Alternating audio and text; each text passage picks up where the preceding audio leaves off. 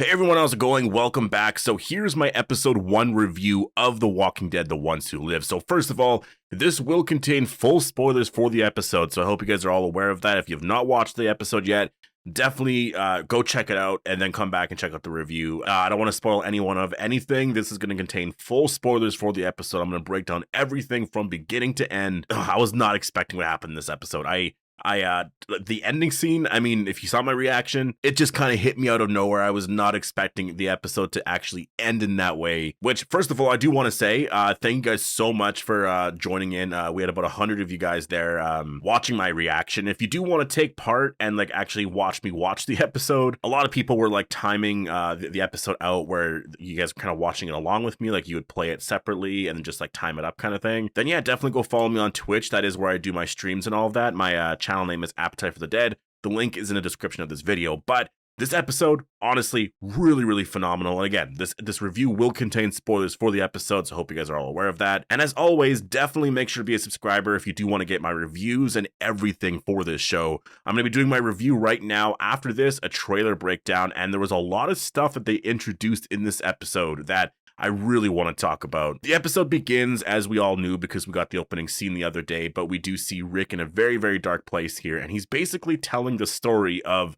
how he got to this point. Now, the episode does pick up after this, but, you know, for the first 30-40 minutes, we're basically, you know, we're seeing a flashback of, you know, how Rick got to this point here. And the opening credits are amazing. I'm going to do a video breaking down the opening minutes, just focused on that entirely, because if I do that here, it's going to be a lot. Like, there is a lot of Easter eggs in there. I will say I really loved the overall tone to it. It feels a lot like, honestly, it kind of feels like a cross between Daryl Dixon and Dead City. And there's a lot of there's a military vibe to it for sure. Kind of reminds me of Medal of Honor Frontlines. I don't know if any of you have played that game from back in the day, but just the music style, there's something about this show that it gave off that vibe. But then obviously towards the end of the opening credits, it goes into the final episode of The Walking Dead music, right? Transitions into that, which was really amazing. So big fan of the opening credits here. I think it's perfect for this show. Yeah, expect a video breaking down this thing entirely because there was so many Easter eggs in there. Rick does lose his hand in the very beginning here of the episode, and I was shocked to see the scene. I figured it was going to happen. We all kind of knew it was going to happen, but it was just shocking to actually see it. And I thought the acting in the scene was absolutely incredible. Like the thought behind Rick, you know, coming to this conclusion that this is the way out. You know, he tried to escape beforehand. He constantly failed. This was a chance where he could actually get away here. And it's funny to think that he really thought that this would actually work, you know, because the CRM are all around. Like, I don't know, like, it was nighttime, I guess. And so maybe you can run away and just kind of hide and actually get away. And it was something that he really tried to do. Little did we know, though, Okafor was really keeping Rick alive this entire time. And that's what I like about this, because Rick Grimes, this entire time, is a question we had, right? Like, why are they keeping him around? Why do they find him so special? The truth is, they didn't find him special at all. It was Okafor that kept him alive. Like, they would have killed him basically after the first escape attempt, right? Not even that, he was an A. Jadis lied about him being a B, and we'll talk about that in a second, because we did learn exactly what the A and B thing is. But Jadis lied about that. She did have an A. She just said that she had a B so that Rick would survive going to the CRM. And so Rick, you know, he just somehow survived after all of this. And really, you have Okafor to thank for that. He kept him alive. And so knowing what we know now, that Okafor knew everything about Rick, yeah, this escape attempt here would have went really bad. And so Rick tried to escape. He cut off his hand. Crazy scene. I mean, Andrew Lincoln's acting here, I just think this scene entirely is so Walking Dead. There was so much it felt like a horror TV show. Like, obviously this is in the horror genre, but at times it doesn't feel like it. So getting these moments like that, it felt really cool. The music at times here felt very horror-like as well, so I did like that. But then we cut to a dream sequence here, and I absolutely love this. I was kind of shocked at first because we're literally seeing Rick and Michonne together. And obviously I knew it was a dream sequence because I was like, well, they're not reunited. This isn't a flash forward or anything like that. Rick also has his hand, so what are we seeing here? And by the end of the episode, we totally understand why. This episode really focuses on the journey and process Rick Grimes goes through while spending about 10 years, I would say, at the CRM. And we just see him so desperate to leave. that he cuts off his own hand. He tries to escape so many times that by the end of the episode, he actually, he can't escape. And by the end of the episode, obviously, he decides that, you know what, this is just going to be my life, and he actually gives up. So the first dream here, he's dreaming of Michonne all the time, but the third dream, the very last dream, Michonne is starting to fade away. We see scenes of those dreams literally burning away. They're just fading away. They're gone. And he's starting to dream about the future. He's starting to dream about other things here. So he's starting to, this is his new life. Before that, though, we do see Okafor. He wants Rick to lead with him. And that's basically why he has kept Rick this entire time. And it's not just lead with him. He wants him to basically help him form a rebellion against Major General Beal. Now, this is where it gets very interesting. And with where the episode ends, because the next 3 episodes are really focused on reuniting Rick and Michonne, I think a lot of this was set up for season 2 personally, because I think they're going to focus a lot on reuniting Rick and Michonne a lot over the next 4 episodes, I would say. It'll focus on them being together, catching us up with all of that. I do think the next 3 episodes, even though this one explained a lot, I think episode 2 is going to focus on Michonne's perspective, building up to this moment, basically. And then we'll talk about my predictions for episode 2 in a different video, but I do think at some point, they both should go back to the CRM, I'm assuming. And then, I don't think a lot really happens. I think they'll focus on some stuff of how they can talk and all that. But episode 4, they finally, they're able to talk alone. So I'm assuming that they're going to escape or something like that. But do they actually get away? Do they get away? Their first escape attempt, they actually get away? I don't buy that, especially if Jadis is going after them. I think that they're going to get caught. And then again, there's all this rebellion stuff, all this stuff with the CRM that what? They're just going to ignore all of that because Rick and Michonne got away. That would, that would really ruin a lot of the CRM arc. So that's why I don't think they're going to be doing that. I think, again, they're going to focus on the Rick and Michonne story here because that's what they've been sort of saying, that this, the show, The Ones Who Live, is about Rick and Michonne. But I think that they're adding all of this CRM stuff here and there to make it more exciting. And I do think that this show, this first season anyways, is going to focus on the rise of this rebellion within the CRM. And I think Rick and Michonne are going to really lead the charge in all of that. I just go based off of the early reviews, which said that after the first 4 episodes, there's no way they're ending it in the next 2 episodes. So we'll see what that means when we get there, right? Okafor, though, he lets Rick join the CRM, and I thought that maybe he let him join a little early. It could have been a bit earlier, but Rick was there for years, so I think it was deserved at that point. I think Okafor just wanted Rick to see, what he could actually be here at the CRM. And so we actually meet a new character here named Esteban, and incredible character. He's basically the comic relief in this episode. And I think fans are going to fall in love with this character. He was honestly, I would say, I don't want to say he's a standout character in this episode because you have Andrew Lincoln, but he was such a phenomenal character here. It was so cool to just see that side to Rick Grimes as well, right? Because this character, he's hilarious. He's so funny that it just kind of brings Rick down to earth a little bit. I loved those scenes between the 2 characters. I really hope that we do see him in the future, just because I think that, honestly, I'm also concerned about the character that Rick may have gotten him killed now because he actually helped Rick in all of this here, and we didn't really see the outcome of all of it yet. So I don't know, we'll have to wait and see where that goes. But time does pass by, and then we see Rick training as a CRM soldier. He's helicopter training, which I found really insane. To see Rick flying a helicopter was he's actually doing that. We're actually seeing Rick fly a helicopter. I can't even believe that. He got a new prosthetic hand, and there's a knife that comes out. So that's, I don't know, people have issues with the whole thing. I really don't have an issue with it. Rick, if anything, is probably a little bit more, I don't want to say more powerful or stronger, but he basically has a knife there as his other hand, right? And we saw him fighting here. He was training with the CRM. It wasn't how he used to fight before. He actually got trained in the military now. He's been training for years, right? And so he has that knife there as a weapon. To me, I'm Rick is, if anything, stronger now. So I liked the whole thing. I thought that was really cool. During his training, Okafor does take Rick and Pearl to a secret location and says his real plans to them really entirely, that he wants to form a rebellion here. He does want things to change within the Civic Republic military. And that is one of the things that we do learn about this whole place here. So obviously a lot of us know that, but the CRM, they're made up of 3 communities. You have Omaha, Portland, and Philadelphia. Philadelphia, though, they keep their location secret, so no one else knows where they are. And a lot of the people who join or like the Civic Republic who take people in, they see the secret city. There's like a hidden city within the city, which is kind of crazy. And you don't become a civilian until you've, spent, I guess, your 6 years killing walkers kind of thing. And that's only if you're a B. If you're an A and you show any sort of leadership qualities at all, they're going to kill you. Or maybe they'll let you kill walkers or whatever, but eventually you're going to become an A, you'll be a test subject and whatever, right? And we saw a lot of that in World Beyond here. The ones that are more like followers and all of that, those are Bs, they will be allowed into the actual like place. And that's what we learn here. And honestly, I had it backwards. I thought that if you were an A, you were basically a follower or whatever. And if you were a B, then you were, someone of, I guess, leadership qualities and they would want you. But that didn't really make a lot of sense, I guess. Like they want people that are going to be more followers. They don't want people that will think for themselves, that are going to really, I guess, take things into their own hands kind of thing, because that could cause rebellions and all of that, right? And so I think that, yeah, obviously what they wanted makes sense, because now you have Okafor, who sort of, he's helping Rick Grimes, and now there was a flaw here. There was a mistake in their whole system.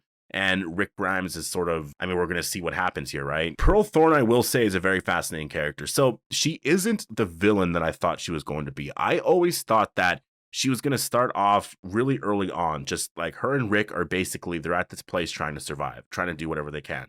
And then as the years went on, Rick tries to escape and she doesn't want to escape, right? She's like, you know what? No, I've been following all the rules.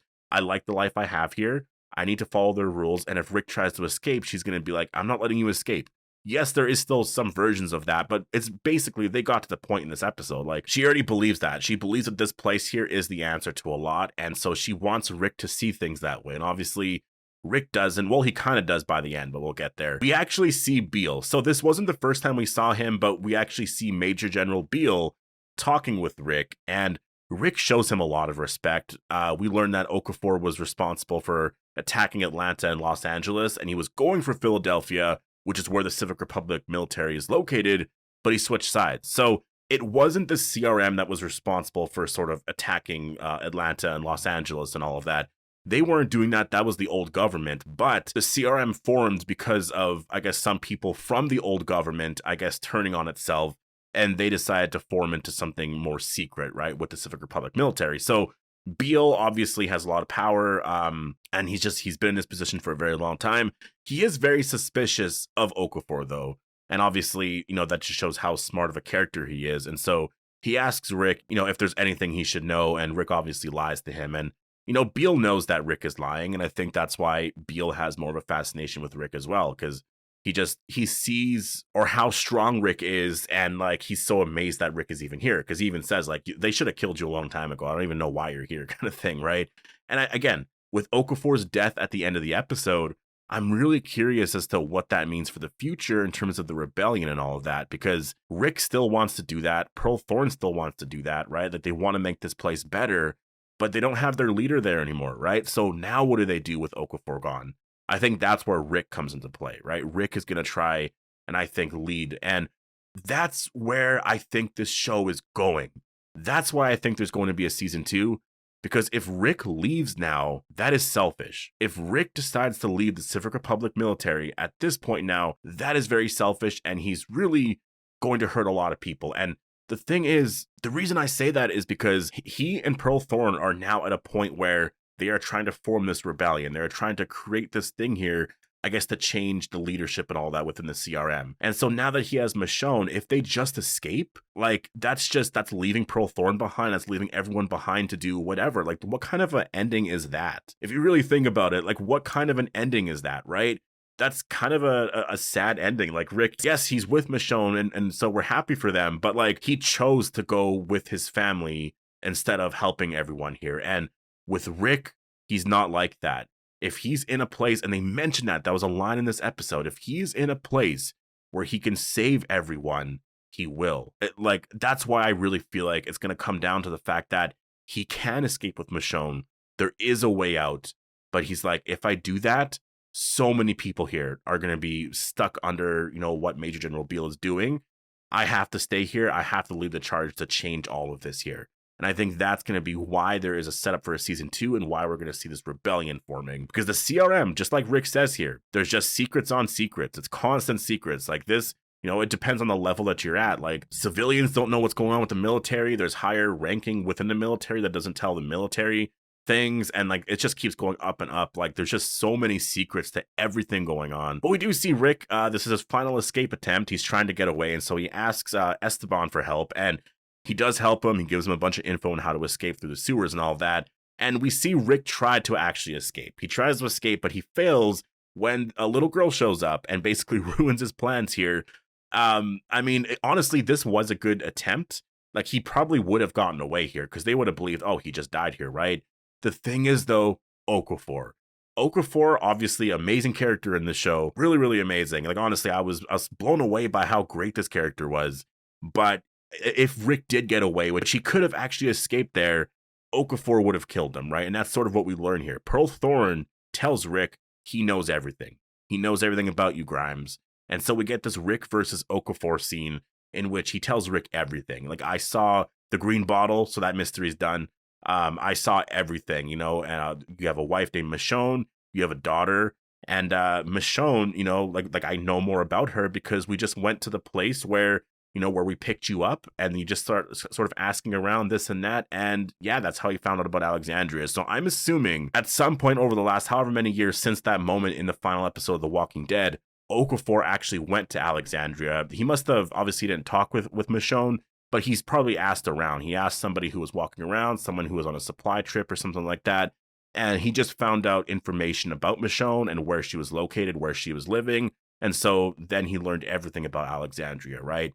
So that is insane. He knows everything about Rick. And so if Rick escapes, because Rick knows secrets about the CRM and everything, he has to go there and kill Rick and kill everyone in Alexandria. And so Rick, at this point, all of my escape attempts were for nothing, because no matter what, you were going to kill me. So I actually can't. If I go back, I'm going to endanger my entire family, everyone that I care about in Alexandria. So he cannot go back. And so at this point here, things sort of go in a different direction here. And now Rick and Pearl are going to lead an operation to start a new CRM base here. And I have questions with this because I'm like, why is he allowed to do this? I'm guessing that he must have told Major General Beal that this is just something to do with, like, obviously benefiting the CRM or something like that, right? But yeah, Okafor obviously has a lot of power here, and he's just allowed to do something like this, I guess, right? And so, yeah, I guess Beal doesn't really suspect anything, although he does, but he just kind of allows it. I'm assuming that there's going to be some stuff here that we learn with Major General Beal in terms of, what he thinks of the whole thing. There's going to be some reveals that happen throughout the season, I'm sure. We then get this news broadcast of what happened, to Omaha.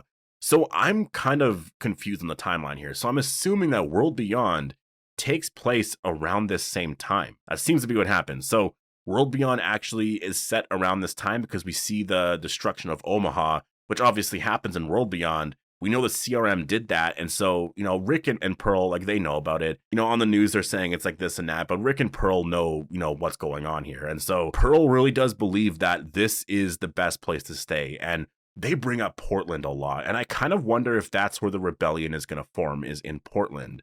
And if maybe in a season 2 of this show, if we're going to see them set in Portland fighting back against the CRM, and if that could be, a direction for the story here, it would be really interesting because obviously Portland has a lot of characters from World Beyond.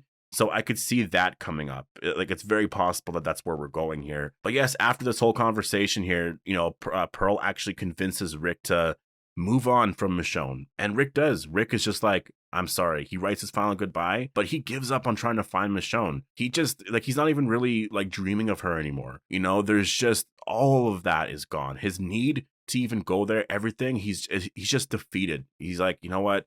It's been years and years and years. I have to forget about the past now. And he's been more focusing on the future and stuff. And so he actually says his goodbye. And it's such a heartbreaking scene because obviously we know how much Michonne and Judith and everyone back in Alexandria means to him, but he's went through so much that it doesn't seem possible, especially now that he's learned of what Okafor knows. Rick can't go back. He just can't go back. He's going to endanger all of them. And so he is forced to move on. And that's where we get, into the whole, current timeline of everything here. And we see Rick talking about, when he was a kid and there was a fire at their farm. His dad reassured him that everything's going to be fine and all of that. And he at first thought that he saw a monster, which is kind of crazy because when he said that, I was like, wow, Carl had the same reaction to Rick when Rick killed Joe the Claimer back in season 4's finale. Carl was like horrified. Carl saw Rick do that and was just like, he thought his dad was a monster at that point. And it's interesting because he also felt calm though, right? And that was the change in Carl's storyline throughout all of this, where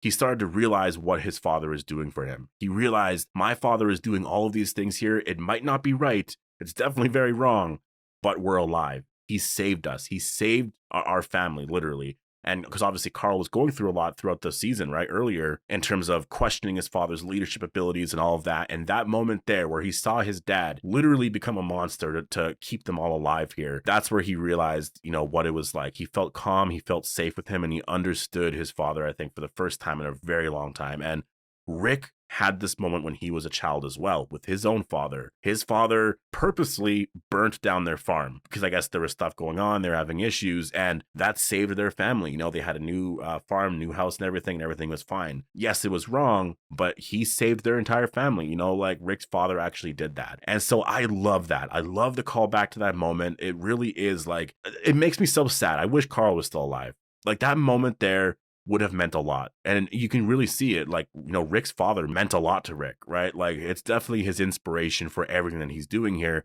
why he fights so hard for his children and his family here. And I wish that Carl, man, like I just wish that Carl could have had a story like that in the future. It is definitely very unfortunate. But then the helicopter gets attacked and yeah, we see Okafor's death, which I was not expecting. Just blew up just like that. He was done. And then the helicopter obviously crashes down, and I didn't think we were going to see all of it. That just shows the budget here. We actually see everything. It wasn't just like, oh, all this stuff is happening and cuts to black, and then we see like, you know, the destruction on the ground and it's whatever. They show the whole thing, and there's not like a cut to anything. Actually, there's one cut to like Rick's face, but it's basically the whole thing. Like it's almost like a continuous shot, which I found really, really cool. And yeah, we see Rick basically wondering what's going on here. And then he gets out and then he's trying to get away, but there's someone killing CRM soldiers and he's obviously fighting to survive here. But then he turns around and it's Michonne, and Rick was like about to die. He was like ready to die, but Michonne saw him. And luckily, I guess we'll see in episode 2, Michonne seemed to be taking off the masks of everyone she was killing. So I'm guessing she wants to see who she's killing. There's probably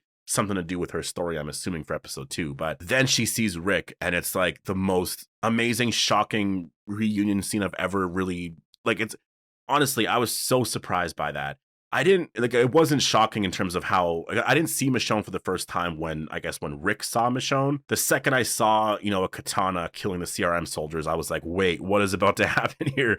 And yeah, obviously, if you were on the stream, you saw that I teared up during the scene because I just wasn't expecting it. It was honestly incredible to see, and I absolutely love this episode. I rated the episode 9.5 out of 10 on the stream, and I would still go with that rating. You know, I feel like it's a 10 out of 10. I'm only giving it a 9.5 because I know that there's going to be future episodes that are going to be better. Like there's going to be other episodes that are better, and so if I rate this one 10 out of 10, and then in future ones, if they're just crazy amazing, I rate those 10 out of 10, that kind of defeats, you know, this episode being 10 out of 10. The only issue I had really with this episode was not the pacing, but I'm kind of curious on, I guess, the overall storytelling here. Gimple really likes to play with time a lot, and I'm assuming that episode 2 is going to focus on Michonne's story up until the point of her reuniting with Rick, right? So that's so typical Gimple storytelling, right? And I don't have an issue with it, but it just kind of reminds me of, you know, those seasons of The Walking Dead that I just wasn't a fan of, where it just, he took such a long time telling the story with everything. I think it works in this case, though, because there was so much story to tell, and back then it was a lot of like, you know, playing with time like this, but most of the episode was just them walking around the woods, and it was very, very simple and whatever, right? There was a lot they went through here. We're so excited to see Rick and Michonne, so I think it's going to be actually entertaining enough that it's going to work and be fine. I think if anyone has issues with the fact that Rick and Michonne reunited so early, I think that's valid. You know, I thought they would reunite at the end of episode 3 or at some point in 3, but they reunited here. I don't think it really means a lot. You know, I think people saying that, oh, their reunion already happened. It's like, well, episode 2, I think, is going to show Michonne's story. So it's really like the whole, I guess, of them reuniting is still going to be happening by episode 2. And we'll see where it goes in episode 3. But I feel like episode 3 is really where things are going to start to, you know, we'll see them focus more on stuff and sort of go further in the story. But then again, episode 4 you know, they sort of take a break from stuff and they're going to have like one-on-one time talking about everything and all of that. So the first 4 episodes, I think, I don't know how much they're going to advance the story that much, because a lot of it is going to be them reuniting, talking about all of this stuff here, and then they're going to try an escape, obviously, at some point. And then at the end of episode 4, you know, do they actually get away? I'm assuming they're going to, but like, does Jadis show up at the end of episode 4? And then I'm just curious as to where that goes for 5. Obviously, there's going to be a whole showdown and all of that. Again, there's questions I have about the whole rebellion in general with the CRM. If Rick and Michonne just leave, they actually leave and they don't fight for the people at the CRM, I feel like that really goes against, you know, who they are, especially Rick and everything that he has learned. And so that's why I feel like there's going to be a season 2. Otherwise, you know, you're ending everything in 2 episodes afterwards. You're ending the entirety of the CRM arc in 2 episodes, which would be really rushed. And I know this episode felt like it was rushed, but no, they were just jumping around in time a lot to explain what Rick's been up to. So I think that after watching this, I could see there being a season 2, because I think it makes sense now, you know, in terms of an actual rebellion forming within the CRM. So now I'm just curious as to how they're going to go about telling this story here and where they're going to go. But next, we're going to see Michonne's side of things, and then we'll see where that goes. The trailer shows that we do see Rick and stuff, so I don't think the whole episode is going to be about that, but I think most of it will be focused on Michonne, and then we'll see Rick at the end of the episode or whatever. And it looks like they're back at the CRM base, so I'm assuming that Rick takes Michonne back to the CRM, and then that's probably where they're going to end things. And 3 will focus on some more of that. Maybe Jadis shows up, and then this is where we see Jadis sort of learn about Michonne and all of that, and there's drama there. Maybe they escape, and then in episode 4 they have one-on-one time or whatever, talk about this and basically whatever, and then we'll see where they go for 5 and 6. But anyways, episode 1, really phenomenal episode. I was absolutely blown away by this. I can't believe I watched the first episode to this show. It's finally here. I'm just gonna enjoy this, so post all your thoughts down below. Hope you guys all enjoyed the video. Make sure to be a subscriber if you want more Walking Dead content like this, and I'll see you guys in the next one.